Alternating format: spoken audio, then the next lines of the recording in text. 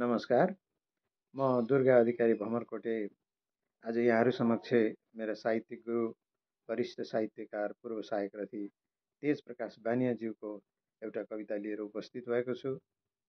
उहाँले यो कविता चाहिँ बन्धुहरूले मिलेर एउटा घर बनाउनु पर्यो र त्यसमा सबैको चाहिँ सहभागिता हुनु पर्यो, सहयोग हुनु पर्यो भन्ने अपिलका साथ यो एउटा चाहिँ नि सन्देशमूलक कविता यहाँ प्रस्तुत गर्नुभएको छ, जुन बसन्त तिलका छन्दमा छ। स्वीकार्नुहोस् दाजु तेज प्रकाश बानियाको यो कविता।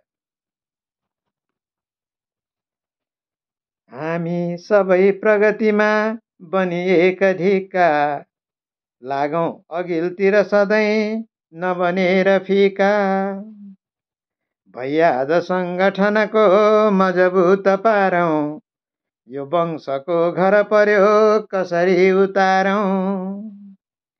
आफ्नो कमाई जति जे छ दशांश मान, एकांशले जति भयो गर पुण्य दान। पूर्वीय दर्शन सधैँ गर दान भन्छ, त्यही पुण्यले जगतमा पहिचान बन्छ। हाम्रो विरासत बचाउनलाई अहिले चाँडै बनाउनु पर्यो घर चट्ट पहिले।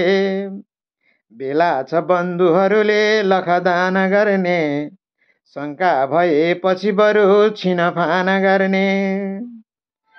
हिरै भए पनि अहो त्यसलाई फोरी, टारिन्छ काम खुसी साथ महत्त्व हेरी। यस्तै छ वंश घरको पनि काम हाम्रो, हामी सबै मन मिले घर बन्छ राम्रो।